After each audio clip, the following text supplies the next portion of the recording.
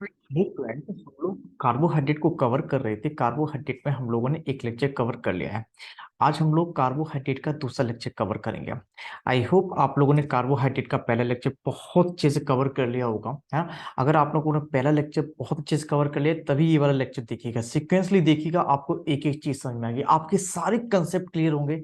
यकीन मानिएगा, अगर आप चीजों को कवर करते हैं और मुझसे एक एक चीज समझते हैं मेरी, है ना, और एक एक चीज पढ़ते हैं, तो आपको केमिस्ट्री रटने की जरूरत नहीं होगी। आपके टीचर्स जो भी होंगे ना, अगर वो रटा रहे होंगे तो आप यहां से पढ़ लीजिएगा, आपको चीजें रटने की जरूरत नहीं होगी, रियलिटी। ठीक है, चलिए अब हम लोग बात करते हैं chemical properties of monosaccharide. Carbohydrate की केमिकल प्रॉपर्टीज पढ़ेंगे। कार्बोहाइड्रेट केमिकल प्रॉपर्टीज हम लोग क्या पढ़ेंगे, मोनोसेक्राइड्स के बारे में पढ़ेंगे। ठीक है, आपके सिलेबस में मोनोसेक्राइड की केमिकल प्रॉपर्टीज है, वो हम लोग कवर करेंगे। मोनोसेक्राइड जनरली हम लोग मोनोसेक्राइड में ग्लूकोज और फ्रक्टोज की केमिकल प्रॉपर्टीज को कवर करेंगे। क्लियर है इतना, चलिए, है ना।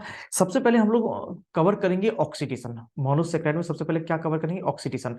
ऑक्सीडेशन में हम लोग 5 रीजेंट कवर करेंगे। मैंने 4 रीजेंट यहाँ पर लिख दिया है और एक रीजेंट में स्पेशली नया लेक्चर बना के कवर करूंगा, क्योंकि वो बहुत अच्छा रीजेंट है। ठीक है, पहला पहला रीजेंट है बेनेडिक्ट सॉल्यूशन। बेनेडिक्ट सॉल्यूशन कहें या फिर बेनेडिक्ट रीजेंट कहें, बात एक ही है। ठीक है, दूसरा दूसरा जो आपका ऑक्सीडाइजिंग एजेंट है ना, वो फेलिंग सॉल्यूशन है। तीसरा टॉलेंस रीजेंट है। चौथा Br2S2 है। ठीक है, चलिए, आप लोगों ने क्लास 12th में आपको पढ़ाया गया होगा, क्लास 12th में बेनेडिक्ट सॉल्यूशन, फेलिंग सॉल्यूशन और टॉलेंस रीजेंट जो होते हैं सभी एल्डिहाइड से रिएक्शन कर लेते हैं। कैसे, मैंने ये कहा कि ये जो 3 रीजेंट होते हैं, ये बेनेडिक्ट सॉल्यूशन से एल्डिहाइड है ना, और ये कीटोन है। आपको पता है ये एल्डिहाइड है और ये आपका कीटोन है।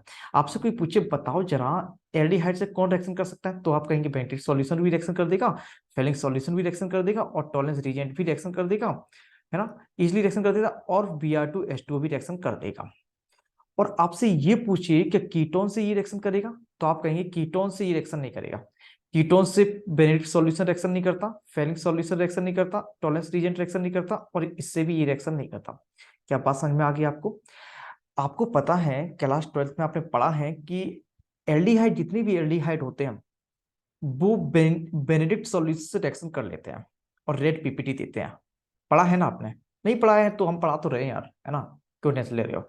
बेनेडिक्ट सॉल्यूशन जो होगा या फिर बेनेडिक्ट रीजेंट जो होता है एल्डिहाइड से रिएक्शन कर देता है और रेड पीपीटी देता है। इसी तरीके से फेलिंग सॉल्यूशन भी एल्डिहाइड से रिएक्शन करके रेड पीपीटी देता है। किसकी रेड पीपीटी आती है, क्यूप्रस ऑक्साइड के, Cu2O के, है ना। टॉलेंस रीजेंट जो होता है एल्डिहाइड से रिएक्शन कर लेता है और सिल्वर मिरर देता है ना। उसका Br2S2 भी रिएक्शन कर लेता है। ठीक, उसके बाद अगर कीटोन के बारे में बात करें, कीटोन जो होते हैं इन सभी से रिएक्शन नहीं करते, इन सभी से रिएक्शन नहीं करते, इन 4 रीजेंट से रिएक्शन नहीं किया करते हैं। चलिए, अब हम आपसे क्वेश्चन करते हैं कि बताओ जरा, जो मैंने लास्ट लेक्चर में पढ़ाया था आपको, कि बताओ जरा ग्लूकोज क्या है। ग्लूकोज एल्डिहाइड है, एल्डोस है या कीटोस है, तो आप तुरंत ही कहेंगे सर आपने पढ़ाया था फर्स्ट लेक्चर में कि जो ग्लूकोज है उसमें एल्डिहाइड ग्रुप होता है, पॉलीहाइड्रोक्सी एल्डिहाइड होता है ग्लूकोज, तो वो एल्डोस होगा। हाँ बिल्कुल, ग्लूकोज क्या होता है, एल्डोस होता है। और आपको ये भी याद होगा कि फर्स्ट लेक्चर मैंने आपको पढ़ाया था जो फ्रक्टोस होता है पॉलीहाइड्रोक्सी कीटोन होता है, मतलब कि फ्रक्टोस क्या है, कीटोस है। ग्लूकोज क्या है, ग्लूकोज का मैं स्ट्रक्चर बना दे रहा हूँ आपका, ठीक है। ये आपका ग्लूकोज का स्ट्रक्चर है, नीचे हम बना दे रहे हैं आपके, ठीक। क्या होता है जरा समझो, याद भी हो गया होगा आपको ग्लूकोज का स्ट्रक्चर। ग्लूकोज का फॉर्मूला C6H12O6। अरे यार फिर से लिखें क्या, C6H12O6, यही तो होता है ग्लूकोज का स्ट्रक्चर, ग्लूकोज का फॉर्मूला। स्ट्रक्चर क्या होगा देखो, CHO, कितने एस्मेटिक कार्बन बोलो, बोलो ना प्लीज, बोलो कितने एस्मेटिक कार्बन, 4 एस्मेटिक कार्बन, ये देखो 4 एस्मेटिक कार्बन होगा, ठीक है। यहाँ पे OH होगा, यहाँ पे H। मैंने आपको याद कराया था ना, ग्लूकोज के तीसरे कार्बन का, तीसरे कार्बन मैंने समझाया था आपको, तीसरे कार्बन का OH किस साइड होगा, राइट साइड में होगा। ग्लूकोज के तीसरे कार्बन का OH राइट साइड में, बाकी सारे OH, अरे यार, ग्लूकोज के तीसरे कार्बन का OH लेफ्ट साइड में, बाकी सारे OH राइट साइड में, ठीक है। बात समझ में आ रही है, नहीं आ रही है। तीसरे कार्बन का OH किस साइड में, राइट साइड में या लेफ्ट साइड में, तीसरे कार्बन का OH लेफ्ट साइड में। याद नहीं रखते तुम लोग यार, पागल हो बिल्कुल। देखो जरा, ग्लूकोज में कितने OH होते हैं, 5 OH होते हैं, 1 2 3 4 5। सिर्फ तीसरे कार्बन का OH जो होता है वो लेफ्ट साइड में होता है, बाकी सारे OH कैसे साइड में होते हैं, राइट साइड में होता है। ठीक है, ये ग्लूकोस है। फ्रक्टोज क्या है? फ्रक्टोज का फॉर्मूला क्या है? फ्रक्टोज का फॉर्मूला भी यही है, ये आपका फ्रक्टोज है। ठीक है, राइटिंग में फोकस मत करना, समझने में फोकस करना, आपको एक ही चीज समझ में आएगी। ठीक है, फ्रक्टोज का फॉर्मूला ये है, CH2OH है, उसके बाद CO है, उसके कितने एस्पेक्टिक कार्बन होते हैं? 3 एस्पेक्टिक कार्बन होते हैं, ये आपके 3 एस्पेक्टिक कार्बन बना दिए मैंने। ठीक है, यहाँ पे OH है आपका, इधर OH है, इधर OH है, H है, H है और CH2OH है। अच्छा, ये कौन सा फॉर्म है फ्रक्टोज का? डी फॉर्म है, ये डी फ्रक्टोज है, ये भी डी ग्लूकोज है। ठीक, याद रखिएगा। ठीक, फर्स्ट लेक्चर मैंने आपको बताया था डी, कैपिटल डी और कैपिटल एन नोटेशन क्यों देते हैं, ये आपको पता है। अगर आपने फर्स्ट लेक्चर नहीं देखा है उसे जरूर देखिएगा, एक एक चीज समझिएगा, आपको चीजें समझ में आएंगी ही आएंगी, श्योर आएंगे, है ना। ऐसा कुछ नहीं होगा जो आपको समझ में ना आए, अगर कुछ हो तो बता दीजिएगा। ठीक, चलिए अब देखिए जरा, हम इन 4 रीजेंट के बारे में बात कर रहे हैं कि कौन रिएक्शन करेगा इन 4 रीजेंट में, ग्लूकोज और फ्रक्टोज में कौन रिएक्शन करेगा, कौन रिएक्शन नहीं करेगा। जस्ट समझने की कोशिश करना ध्यान से। देखो जरा, आपको पता है इसमें एल्डिहाइड ग्रुप है, एल्डोस तो है ना। अगर ये एल्डोस है तो बेंडिट सॉल्यूशन से रिएक्शन करेगा ही करेगा, बिल्कुल करेगा। फेलिंग सॉल्यूशन से रिएक्शन करेगा, बिल्कुल करेगा। उसके बाद टॉलेंस रीजन से रिएक्शन करेगा, हाँ करेगा, क्योंकि एल्डिहाइड है ना ये। अगर एल्डिहाइड है तो इससे भी रिएक्शन करेगा, इससे भी रिएक्शन करेगा, इससे भी रिएक्शन करेगा, और Br2H2 से भी रिएक्शन करेगा ही करेगा। अब बात आती है, क्या सर फ्रक्टोज से ये सारी रीजेंट रिएक्शन करेंगे? नहीं, फ्रक्टोज से ये सारी रीजेंट रिएक्शन करेंगे या नहीं करेंगे? तुरंत ही आप मना कर देंगे, नहीं ऐसा नहीं करेंगे सर। आप मना कर रहे हैं, मैं नहीं मना कर रहा हूं, है ना, आप कर रहे हैं, क्योंकि फ्रक्टोज क्या है? कीटोस है। फ्रक्टोज क्या है? कीटोस है। फ्रक्टोज क्या है बोलो? कीटोस है। और आपने अभी सुना था, मैंने अभी बताया था कि फ्रक्टोज, फ्रक्टो अभी मैंने अभी बताया था, क्या बताया था? जो कीटोन होते हैं वो इनसे रिएक्शन नहीं करेंगे, कीटोन जो होते हैं वो इनसे रिएक्शन नहीं करेंगे। लेकिन जो फ्रक्टोज होता है वो इससे भी रिएक्शन करता है, इससे भी रिएक्शन करता है, इससे भी। फ्रक्टोज क्या है? कीटोस है ना, फिर भी इससे रिएक्शन करता है, बेंटेड सॉल्यूशन से भी रिएक्शन करता है फ्रक्टोज, फेलिंग सॉल्यूशन से रिएक्शन करता है, टॉलेंस रीजेंट से भी रिएक्शन करता है, लेकिन Br2H2 से फ्रक्टोज रिएक्शन नहीं करता। बात समझ में आ रही है? बात समझ में आ रही है या नहीं आ रही है? फिर से सुने, फिर से एक बार समझ लें ध्यान से। देखो, ये चारों जो रीजेंट होते हैं वो एल्डिहाइड से रिएक्शन कर लेते हैं, लेकिन कीटोन से रिएक्शन, किस कीटोन से रिएक्शन नहीं करते हैं। लेकिन अगर हम डी ग्लूकोस और डी फ्रक्टोज पे चलें, ग्लूकोस और फ्रक्टोज की कहानी को समझें, तो ग्लूकोज तो आपका एल्डिहाइड ग्रुप है, इसमें इससे तो रिएक्शन हो ही जानी चाहिए। तो चारों रिएजेंट ग्लूकोज से रिएक्शन तो करते ही करते हैं। लेकिन अगर हम यही बात फ्रक्टोज के लिए कहें, फ्रक्टोज में तो कीटो ग्रुप है, तो फ्रक्टोज तो इन सब से रिएक्शन नहीं करनी चाहिए थी, मतलब इन तीनों से रिएक्शन फ्रक्टोज को नहीं करना चाहिए थे, लेकिन फिर भी बेनेडिक्ट सॉल्यूशन से फ्रक्टोज रिएक्शन करता है, फेलिंग सॉल्यूशन से भी फ्रक्टोज रिएक्शन करता है, टॉलेंस रीजेंट से भी फ्रक्टोज रिएक्शन करता है। इसका रीजन मैं आपको आगे बताऊंगा। क्लियर हो गया? पहली चीजें क्लियर हुई कि ये चारों रीजेंट होते हैं, इनमें से कौन कौन से रीजेंट ग्लूकोज से रिएक्शन करते हैं और कौन कौन से रीजेंट फ्रक्टोज से रिएक्शन करते हैं। ग्लूकोज से कौन कौन से करते हैं? बोलो बोलो, अभी बोलो, बोलो ना, कौन कौन से रिएक्शन करते हैं? बेंडिट सॉल्यूशन रिएक्शन करता है, बिल्कुल करता है। फेलिंग सॉल्यूशन रिएक्शन करता है ग्लूकोज से, बिल्कुल करता है। टॉलरेंस रीजेंट ग्लूकोज से रिएक्शन करता है, बिल्कुल करता है। Br2H2 ग्लूकोज से रिएक्शन करता है, हाँ करता है। अगर इनकेस ऑफ फ्रक्टोज के बारे में बात करें, फ्रक्टोज के बारे में बात करें, तो बेंडिट सॉल्यूशन भी रिएक्शन करेगा, फेलिंग सॉल्यूशन भी रिएक्शन करेगा, टॉलरेंस रीजेंट भी रिएक्शन करेगा, लेकिन Br2H2O फ्रक्टोज से रिएक्शन नहीं करता है। यही रीजन है, अगर हम ग्लूकोज और फ्रक्टोज में डिफ्रेंशिएट करें तो किस रीजेंट का यूज कर सकते हैं इजिली? Br2 और H2O का यूज कर सकते हैं। फिर से सुने, अगर आपका एग्जामिनर, आपके कोई टीचर आपसे पूछते हैं कैसे पहचान करेंगे कि अगर आपको 2 सैंपल दे दिए जाए, जैसे एक हाथ में एक सैंपल है, दूसरे हाथ में दूसरा सैंपल है, आपसे पूछ दिया जाए बताओ जरा, बताओ बाबू कौन सा ग्लूकोज होगा, कौन सा फ्रक्टोज होगा, तो आप तुरंत ही कहें मुझे अमित सर ने बताया है। क्या बताया है? कि Br2H2O से जिस जो रिएक्शन करते हैं।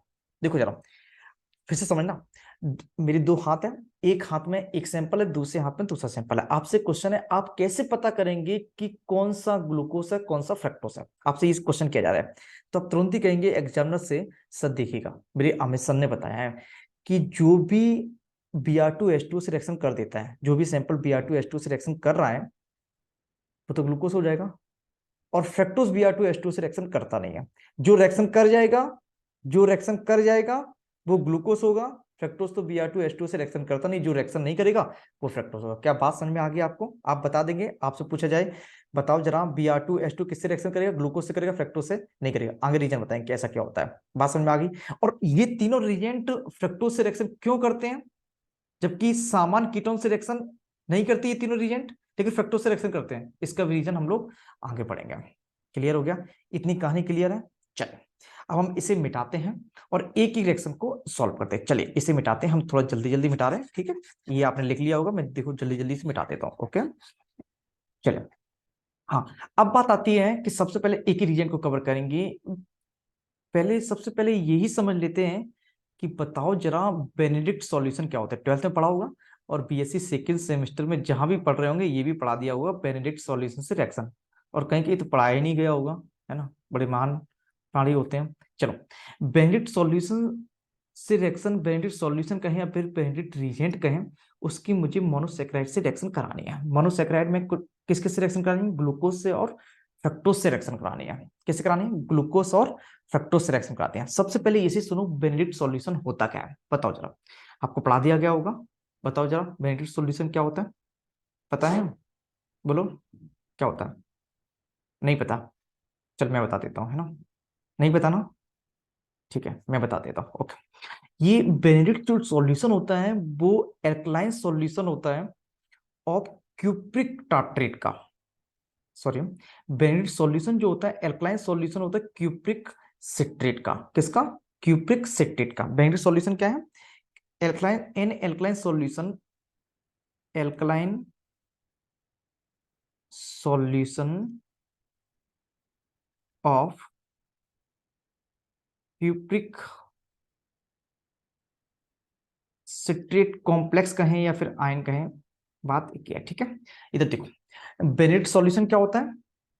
Alkaline solution of cupric citrate complex, ठीक है? ओके, कॉम्प्लेक्स कहते हैं, आयन कहते हैं या फिर सॉल्ट कहते हैं, बात एक ही है, ठीक है? याद हो गया? बेनेडिक्ट सॉल्यूशन क्या होता है? Alkaline solution of cupric citrate होता है। सिट्रिक एसिड का जो आयन होता है उसे क्या बोला करते हैं? सिट्रेट बोला करते हैं। Alkaline solution of cupric citrate होता है बेनेडिक्ट सॉल्यूशन।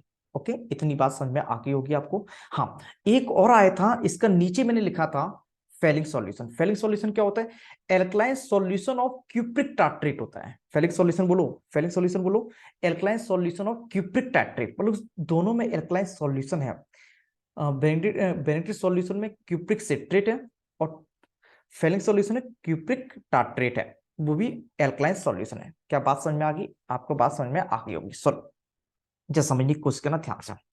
जब हम जब हम ग्लूकोज की रिएक्शन, जब समझने की कोशिश करना, ग्लूकोज की रिएक्शन, ग्लूकोज की रिएक्शन, चलो हम पहले समझो ध्यान से। इस रिएक्शन को बाद में करते, पहले थोड़ी रिएक्शन को, फंडामेंटल रिएक्शन को समझ लो, है ना? देखो जरा कैसे रिएक्शन करता है ये एल्डिहाइड से। ये मैंने एल्डिहाइड ले लिया, ये मैंने एल्डिहाइड ले लिया, ये आपका एल्डिहाइड है। जैसे ही बेनेडिक्ट सॉल्यूशन डालेंगे, बेनेडिक्ट सॉल्यूशन जैसे ही हम लोग डालेंगे, यहाँ पे क्या लिखा है? बेनेडिक्ट रिएजेंट या फिर बेनेडिक्ट सॉल्यूशन, बेनेडिक्ट सॉल्यूशन, ठीक है? सॉल्यूशन लिखा है यहाँ पे, ठीक।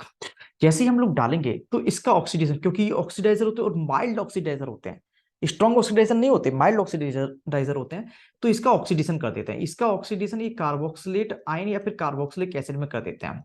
किसमें बोलो? कार्बोक्सिलेट आयन और कार्बोक्सिलिक एसिड में कर देते हैं और CO2O में कर देते हैं। ये जो CO2O होता है उसकी रेड पीपीटी बनती है। कैसी पीपीटी बनती है बोलो? प्रिक रेड, है ना? ईट जैसी लाल होती है, रेड पीपीटी बनती है। ओके, ठीक। तो आपको ये तो पता चल गया बेनेडिक्ट सॉल्यूशन एल्डिहाइड से रिएक्शन करके, एल्डिहाइड से रिएक्शन करके कार्बोक्सिलिक एसिड देते हैं या फिर कार्बोक्सिलेट आयन देते हैं, ठीक। अब जरा समझो, इतना पता चल गया? बताओ जरा, एल्डिहाइड कहीं भी होगा, CH ग्रुप जो कहीं भी होगा और बेनेडिक्ट सॉल्यूशन उससे रिएक्शन करेगा, क्या बनाएगा? COOH। क्या बनाएगा बोलो? COOH। इसका ऑक्सीडेशन होगा। ओके, इसका ऑक्सीडेशन हो जाता है। ओके, अगर हम रिएक्शन कराएं बेनेडिक्ट सॉल्यूशन की, किससे बोलो? ग्लूकोज से रिएक्शन कराएंगे, ग्लूकोज से रिएक्शन कराएं। ग्लूकोज में, ग्लूकोज का फॉर्मूला तो यार कितनी बार लिखें, आपको तो याद ही हो गया होगा। कितने एस्पेक्ट कार्बन होते हैं बोलो? कितने होते हैं? 4 होते हैं, है ना? पहला OH इधर है, H इधर है, इधर OH है, इधर H है, OH OH H H, ठीक है? उसका बेनेडिक्ट सॉल्यूशन डाल दिया, ये ऊपर वाला, ये जो 2 लाइनें खींची हैं, ये क्या, इसका क्या मतलब है? बेनेडिक्ट सॉल्यूशन मैंने डाल दिया। बेनेडिक्ट सॉल्यूशन क्या करेगा, ऑक्सीडेशन करेगा इसका, ऑक्सीडेशन करेगा इसका। जब ऑक्सीडेशन सीएचओ का ऑक्सीडेशन होगा क्या बनेगा, ग्लूकोन। सीएचओ का ऑक्सीडेशन होगा क्या बनेगा, COOH में कन्वर्ट हो जाएगा। सीएचओ कहां कन्वर्ट होगा बोलो, सी डब्ल्यू, अरे अभी बताया था, सीएचओ कहां कन्वर्ट होता है, COOH में। सीएचओ कहां कन्वर्ट होगा, COOH में। कुछ इस तरीके से। कितने एस्पेक्ट कार्बन बोलो, कितने एस्पेक्ट कार्बन है बोलो भाई बोलो, 4 एस्पेक्ट कार्बन है ना, 4 एस्पेक्ट कार्बन है। लाइटिंग कुछ समझते जाना, एक एक चीज। इसका नाम है ग्लूकोनिक एसिड। क्या है आपका नाम, ग्लूकोनिक एसिड। अगर आपसे कोई पूछे, बताओ जरा, अगर आपसे कोई पूछे कि जब हम ग्लूकोज का बेनेडिक्ट सॉल्यूशन के साथ ऑक्सीडेशन कराते हैं तो क्या बनता है, ग्लूकोनिक एसिड बनता है। और किसकी रेट पीपीटी बनती है, किसकी रेट पीपीटी बनती है, CU2O की रेट पीपीटी बनती है। बात समझ में आ गई ना आपको, बिल्कुल आखिर। अब बताओ बेनेडिक्ट सॉल्यूशन क्या होता है, alkaline solution of cupric citrate complex होता है। बात समझ में आ गई, चलिए आगे बढ़ते हैं ना। इससे तो रिएक्शन हो गई आपके, ये एल्डिहाइड से तो इजीली रिएक्शन कर ही लेता है ये बेनेडिक्ट सॉल्यूशन। अब बात आती है सर फ्रक्टोज से कैसे रिएक्शन करता है ये बेनेडिक्ट सॉल्यूशन। इसे समझना, जरा समझने की कोशिश करना ध्यान से। इसे हम मिटाते हैं, ठीक है, इसे हम मिटा रहे हैं, आप लोगों ने समझ लिया होगा, है ना, हम मिटा रहे हैं, आप लोग लिख लीजिएगा, ठीक, ओके। अगर आप लोगों को थोड़ा टाइम निकल रहा है तो आप आगे बढ़ा लीजिएगा वीडियो, है ना, क्योंकि मेरी मजबूरी है, मुझे बिठाना पड़ेगा, कहाँ लिखेंगे फिर, है ना, मेरे पास एक ही बोर्ड है यार।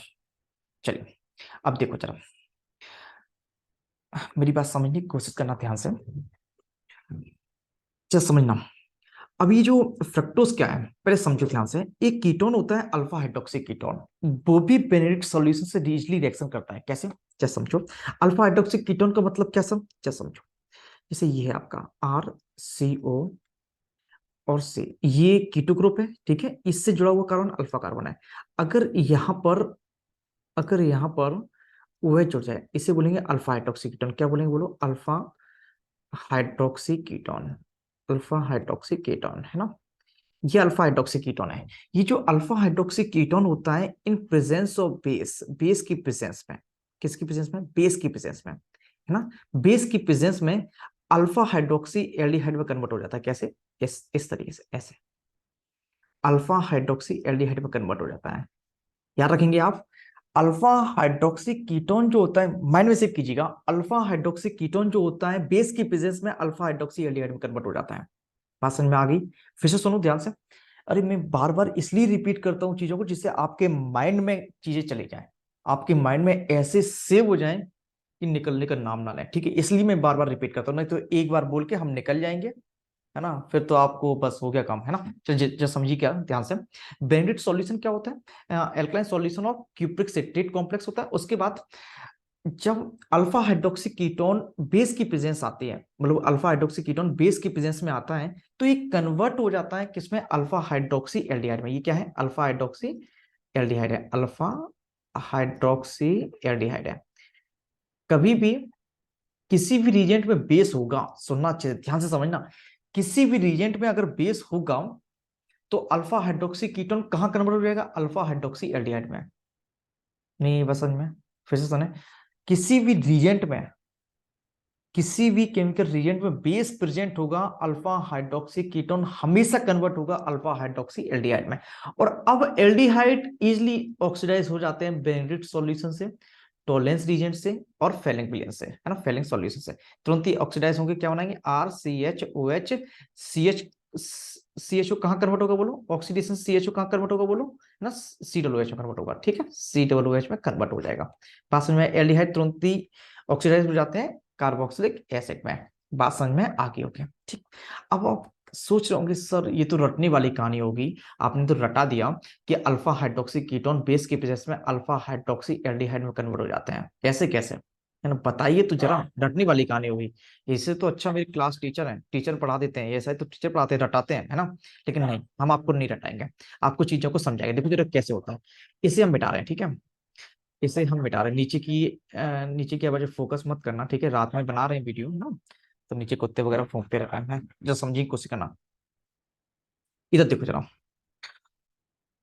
यहाँ पे देखो, अगर अल्फा हाइड्रोक्सी कीटोन है, ये अल्फा हाइड्रोक्सी कीटोन है, ये अल्फा हाइड्रोक्सी कीटोन है। अगर यहाँ पे बेस होगा, जब समझने की कोशिश करना, ये बेस की प्रेजेंस में है। जब बेस होता है ये क्या करता है, बेस क्या करता है, इस दुनिया में बेस क्या करने आए, एच प्लस को खाने आए हैं। क्या करने आए, एच प्लस को खाने आए हैं। वो गाना नहीं सुना है, आए हैं हम तुम्हारे लिए, है ना। तो बेस भी गाना गाने लगता है एच प्लस के लिए। एच प्लस को जैसे ही देखता है तुरंत ही एच प्लस खा लेता है। बेस क्या करता है, इस दुनिया में बेस क्या करने आए, एच प्लस खाने आए हैं। तो बेस एच प्लस को खा लेता है, ये एच प्लस को खा लेता है, ठीक है। एच टू निकल यहाँ से निकल जाता है और क्या बनेगा, आर सी ओ, सुनना अच्छे से, यहाँ पे नेगेटिव हो जाएगा, यहाँ पे ओ एच हो जाएगा। बात समझ में आ गई। आपको पता है, आपको पता है यहाँ पर रेजोनेंस होगा। रेजोनेंस की कहानी आपने फर्स्ट सेमेस्टर में अच्छे से पढ़ी होगी। ये रेजोनेंस होगा, ये यहाँ पे जाएगा और ये यहाँ पे जाएगा, है ना। ये यहाँ पे गया, तो मतलब क्या बना, R C double bond C H और ओ एच है यहाँ पर, उसके बाद ओ एच यहाँ पे आ जाएगा। बात समझ में आ गई ना आपको। इसे बोलते हैं इनॉल। क्या बोलते हैं, इनॉल बोलते हैं। क्या बोलते हैं, बोलो, इनॉल बोलते हैं। डबल बॉन्ड को इन बोलते हैं। बोलो, एल्किन होता है ना double bond, double bond alkene होता है ना। तो इसलिए डबल बॉन्ड को इन बोलते हैं, ओएच को ऑल बोलते हैं। तो ये इनॉल कंपाउंड है। क्या है आपका, इनॉल कंपाउंड है।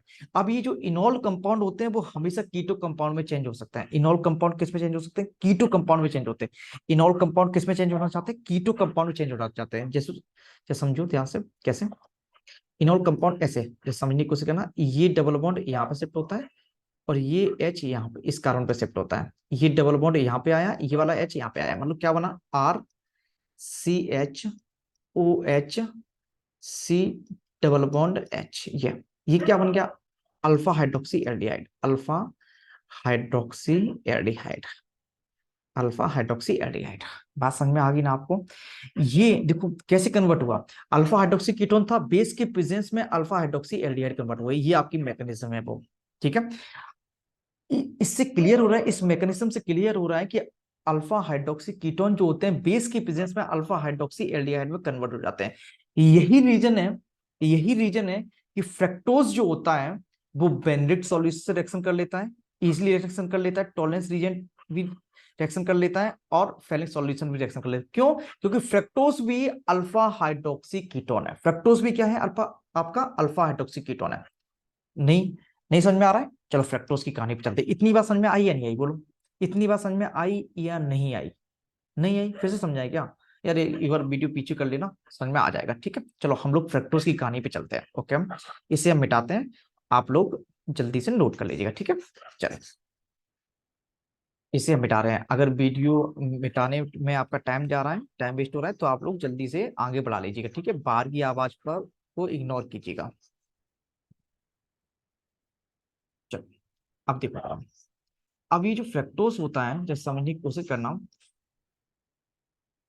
अब ये जो फ्रक्टोज है आपका, जैसे ये फ्रक्टोज है, क्या होता है फ्रक्टोज, जरा समझो। C H two O H है, उसके बाद सीओ है। अब कितने एसिमेट्रिक कार्बन होते हैं फ्रक्टोज में, बोलो कितने एसिमेट्रिक कार्बन होते हैं, तीन एसिमेट्रिक कार्बन होते हैं फ्रक्टोज में। तीन एसिमेट्रिक कार्बन, यहाँ पे ओ एच होगा, यहाँ पे एच, यहाँ पे ओ एच, यहाँ पे ओ एच, यहाँ पे एच, यहाँ पे एच, यहाँ पे C H two O H. हमने यहाँ पे डाला बेस, बेस, है ना। अब जब समझने की कोशिश करना, फ्रक्टोज भी क्या है, देखो ये तो, ये कीटो ग्रुप है ना। इस कीटो ग्रुप के बगल वाले कार्बन को क्या बोलते हैं, अल्फा कार्बन बोलते हैं। इस कीटो ग्रुप के बगल वाले कार्बन क्या बोलेंगे, अल्फा कार्बन। अल्फा कार्बन पर अगर OH है तो उसे क्या बोलेंगे, अल्फा हाइड्रोक्सी बोलेंगे। और कीटोन है ये, देखो ये कीटोन है, ये अल्फा पोजीशन पे OH है, इसे क्या बोलेंगे, alpha hydroxy, alpha hydroxy ketone. तो फ्रक्टोज क्या है, फ्रक्टोज भी अल्फा हाइड्रोक्सी कीटोन है। फ्रक्टोज क्या है, बोलो, अल्फा हाइड्रोक्सी कीटोन है।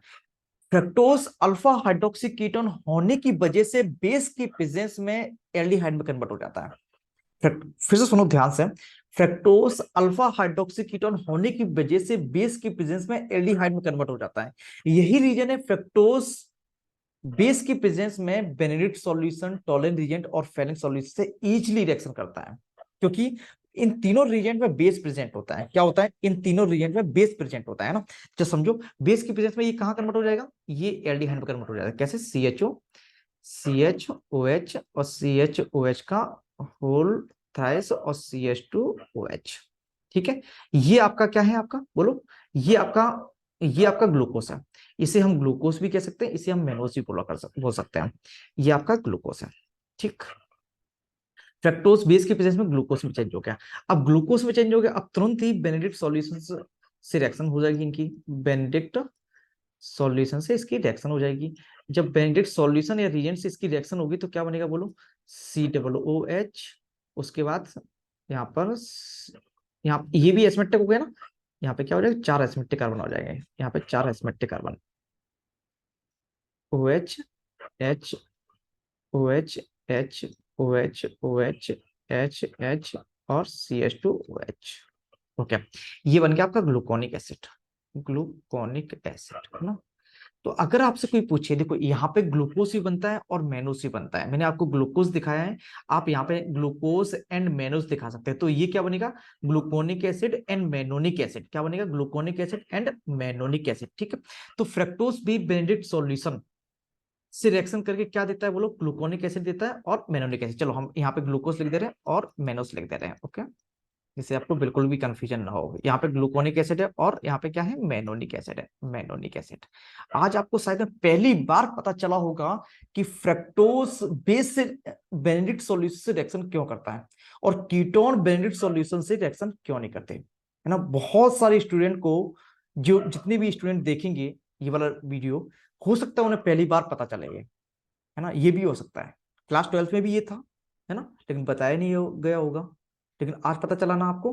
ठीक है, बहुत सारे BSc सेकंड सेमेस्टर में स्टूडेंट होंगे, उन्हें ये नहीं बताया गया होगा, बस सीधे सीधे बोल दिया कि फ्रक्टोज बेस से रिएक्शन नहीं करता, फ्रक्टोज भी रिएक्शन कर लेता है बेंडिट सॉल्यूशन से और फेलिंग विलियन से और टॉलेंट रीजेंट से, लेकिन रीजन नहीं बताया गया होगा। ठीक है, आज पता चला आपको, आपको पता है ना आपको, ठीक, पता चल गया ना क्यों क्यों रिएक्शन होती है। बेस बेनेडिक्ट सॉल्यूशन से फ्रक्टोज क्यों रिएक्शन करता है, क्योंकि बेस की प्रेजेंस में फ्रक्टोज क्या है, अल्फा हाइड्रोक्सी कीटोन है, और अल्फा हाइड्रोक्सी कीटोन बेस की प्रेजेंस में एल्डिहाइड में कन्वर्ट हो जाता है, जिसकी वजह से बेनेडिक्ट रिएजेंट से इजीली रिएक्शन हो जाया करती है। बात समझ में आ रही ना आपको, बिल्कुल समझ में आ रही होगी। चलिए, इसी तरीके से अदर रिएजेंट से रिएक्शन कराते हैं, इसे इरेज करते हैं अदर रिएजेंट।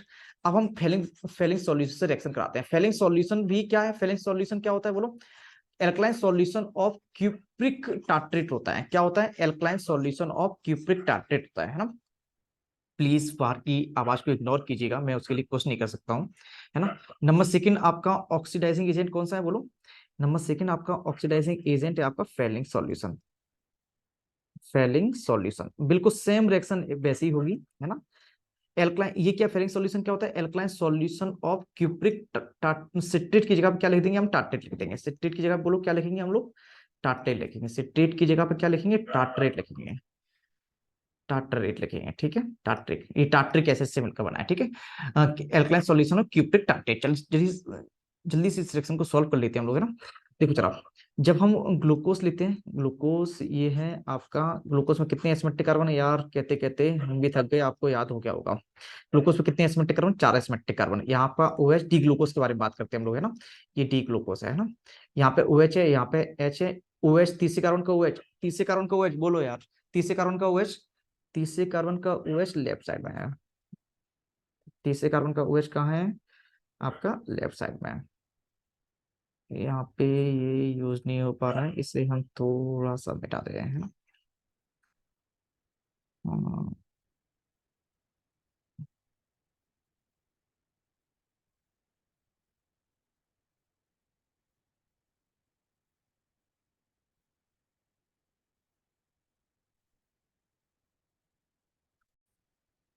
तो फेलिंग सॉल्यूशन से रिएक्शन करते हैं ना, तो फेलिंग सॉल्यूशन, ये तो पता चल गया आपको फेलिंग सॉल्यूशन होता क्या है, alkaline solution of cupric tartrate होता है ना, alkaline solution of cupric tartrate का एल्कलाइन सॉल्यूशन होता है, ओके। जबकि वेनेडिक्ट सॉल्यूशन क्या होता है, alkaline solution of cupric citrate हुआ करता है वो, ओके।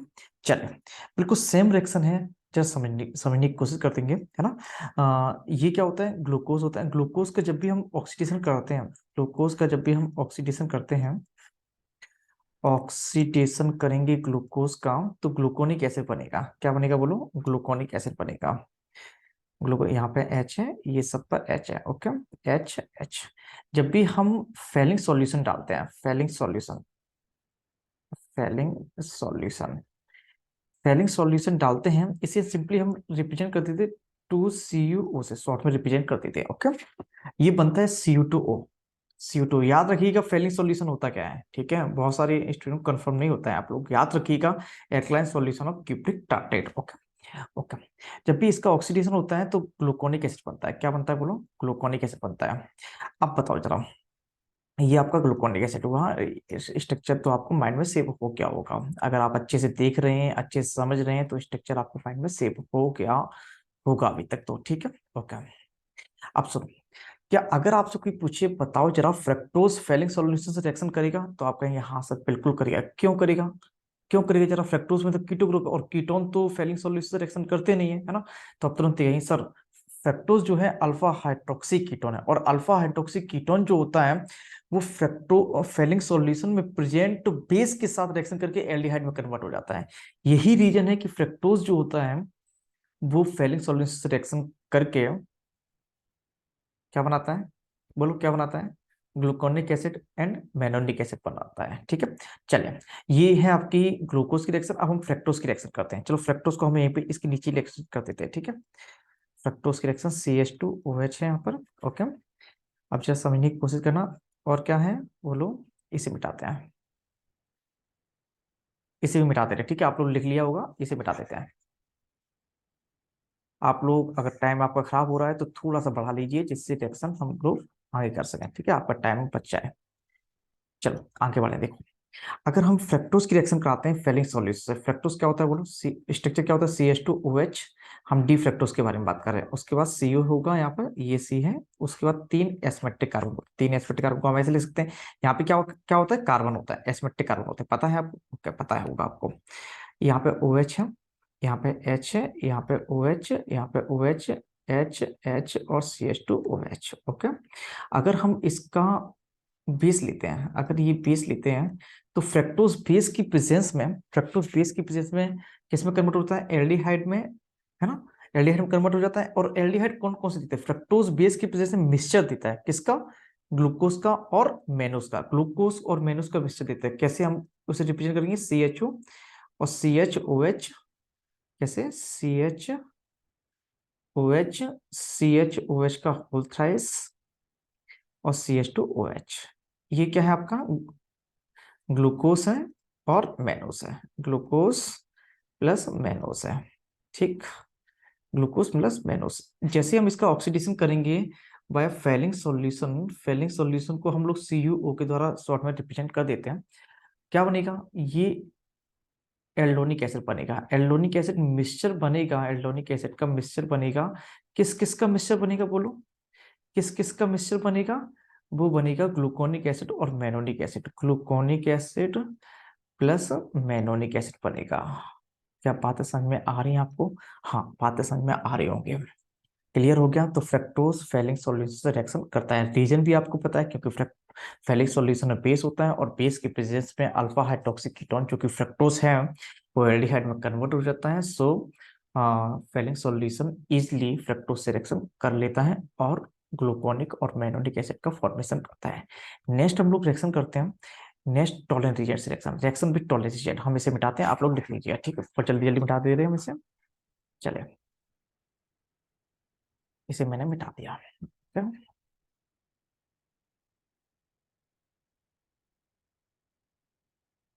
इसे मिटा दे रहे हैं हम। नेक्स्ट हेडिंग डाल रहे हैं हम लोग।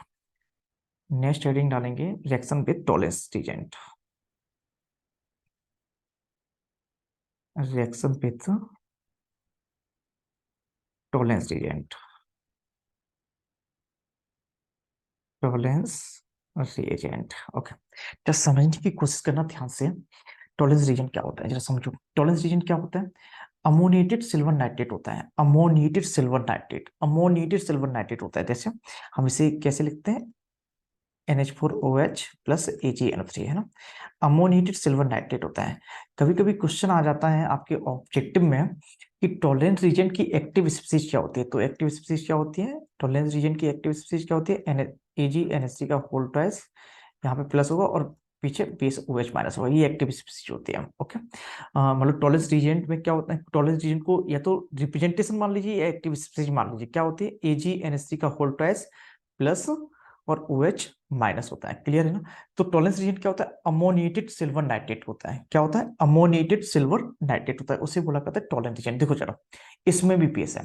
टॉलरेंस रीजन में भी बेस है, तो बेस की प्रेजेंस में फ्रक्टोज एल्डिहाइड में कन्वर्ट हो जाएगा। इसका मतलब फ्रक्टोज जो होगा वो भी टॉलरेंस रीजन से इजीली रिएक्शन करके क्या बनाएगा, मेनोनिक एसिड और ग्लूकोनिक एसिड बनाएगा। ठीक है, हम एक रिएक्शन लिख दे रहे, दूसरा आप लोग रिएक्शन कर लीजिएगा। ठीक, चलिए हम इसे पहले मिटाते हैं, आपको मैंने बता दिया। चलो ये रिएक्शन करते हैं, है ना। देखो चलो पहले ग्लूकोज को लिख लेते हैं। ग्लूकोज क्या होता है, CH। बोलो क्या होते हैं, कितने एस्पेक्टिक कार्बन होते हैं ग्लूकोज में, 4 एस्पेक्टिक कार्बन होते हैं। याद हो गया होगा स्ट्रक्चर डी ग्लूकोज का। बोलो, डी ग्लूकोज का स्ट्रक्चर याद हो गया होगा, बिल्कुल याद हो गया होगा। O H H, O H यहाँ पे होगा, एच यहाँ पर, O H O H H H. चलो टॉलरेंस रीजन से रिएक्शन कराते हैं ना। टॉलरेंस रीजन को हम लोग शॉर्ट में Ag2 तो द्वारा रिप्रेजेंट कर देते हैं।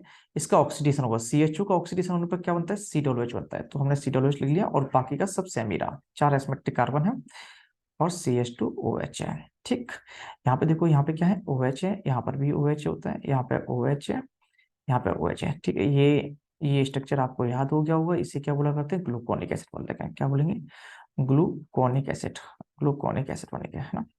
ग्लूकोनिक एसिड और प्लस क्या बन जाएगा, Ag बनेगा। इसे क्या बोलेंगे, सिल्वर मिरर बोलेंगे, सिल्वर मिरर। ठीक है, राइटिंग में फोकस नहीं करना, आपको चीजें समझ में आ रही होंगी उस पर फोकस करना। क्लियर हो गया इतना, है ना। सिल्वर मिरर कैसे होता है, सिल्वर मिरर क्यों बोला करते हैं इसे, देखो जरा, सिल्वर मिरर इसे क्यों बोलते हैं, देखो।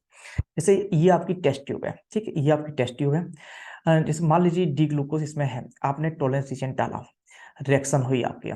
रिएक्शन हुई तो जब आपकी टेस्ट ट्यूब होती है, आप लैब में जाते हैं, पर्सनली जो होती है टेस्ट ट्यूब जो होती है वो दोनों ओर से सफेद होती है ना। और आपका जो शीशा होता है घर पे, जिसपे आप मिरर देखते हैं, अपना चेहरा देखते हैं, सुबह सुबह कोचिंग जाने के लिए चेहरा देखते हैं, स्कूल जाने के लिए चेहरा देखते हैं, वो दोनों ओर प्लेन नहीं होता है। एक ओर उस पे पेंट होता है और दूसरी ओर प्लेन होता है। याद है, अरे शीशा को देखो ना जाके, आप माइंड में इमेजिन करो कि आप शीशा देख रहे हैं ना। जब शीशा देख रहे होंगे तो एक साइड तो आपको प्लेन नजर आएगा, दूसरी साइड कोई पेंट होगा। ठीक है, तभी वो आपको चेहरा दिखाएगा, अदरवाइज चेहरा नहीं दिखाएगा।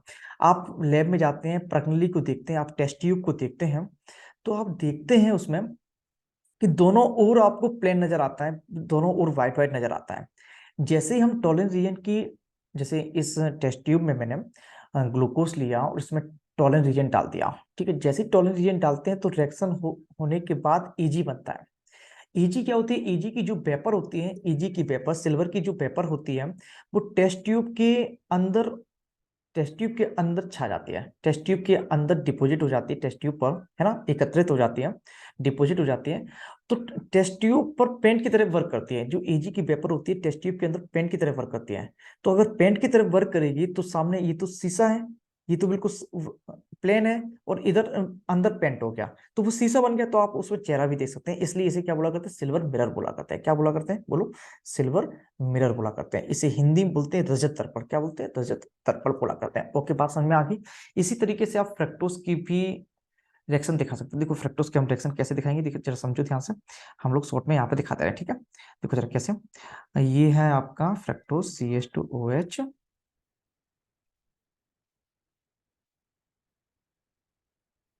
CH2OH, ये है आपका D fructose. Okay, D fructose base की प्रेजेंस में, बोलो कहाँ जाएगा, क्या बनेगा डी फ्रक्टोज बेस की प्रेजेंस में, बोलो बोलो बोलो, आप ही लोग बताओगे, हम नहीं बोल रहे हैं ना। आप लोग बताओ क्या बनेगा, बोलो। ग्लूकोनिक कैसे बनेगा और क्या बनेगा, बोलो, मेनोनिक, ग्लू ग्लूकोज बनेगा और मेनोस बनेगा पहले, उसके उसके बाद ग्लूकोनिक एसिड और मेनोनिक एसिड बनेगा। पहले क्या बनेगा, ग्लूकोज बनेगा। ग्लूकोज में क्या होता है, 4 एस्पेक्टिक कार्बन होते हैं। यहाँ पे OH H, या बहुत बार बताया ना आपको, OH OH H H और CH2OH। ये क्या है, ग्लूकोज भी है, और ये मैंने ग्लूकोज का स्ट्रक्चर बना दिया, ठीक है, ये ग्लूकोज का स्ट्रक्चर। ठीक, आप इसी तरीके से मेनूस का स्ट्रक्चर बना सकते हैं। ये OH यहाँ पे कर दो, ये OH यहाँ पे कर दो। अगर आपको एक साथ मिक्सचर दिखाने हैं, एक साथ मिक्सचर दिखाना है, लो हम बना दे रहे हैं यार, लो ये मेनूस का स्ट्रक्चर है। Okay, CH2OH। ठीक, यहाँ पे देखो, यहाँ पे OH होगा इस साइड, और यहाँ पर भी OH होगा, HHOH, OH ये है आपका, ये क्या है आपका, मेनोस है। ये क्या है, मेनोस। अगर हम दोनों का, अगर दोनों को हम ट्रीट करते हैं Ag2 के द्वारा, Ag2 के द्वारा, तो क्या बनता है, ग्लूकोनिक एसिड बनता है और मेनोनिक एसिड बनता है, ग्लूकोनिक एसिड बनता है और मेलोनिक एसिड बनता है। कैसे, जरा समझो ध्यान से, जरा समझने की कोशिश करना, कैसे इसे कैसे रिप्रेजेंट कर सकते हैं हम लोग। हम्म, जरा समझना ध्यान से।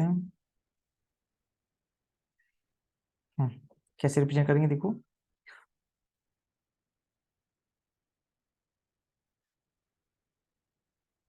HOH, और ये बाकी का पूरा सेम है, ठीक है, बाकी का पूरा सेम है। ओके, हमने डॉट डॉट किया है, इसका मतलब ये पूरा सेम है। उसके बाद दूसरा भी ऐसा ही होगा, COOH, उसके बाद यहाँ पे OH हो जाएगा और H हो जाएगा। बाकी का देखो, ये CHO को कहाँ कन्वर्ट किया, COOH में कन्वर्ट किया, बाकी का पूरा सेम है, बाकी का पूरा सेम है।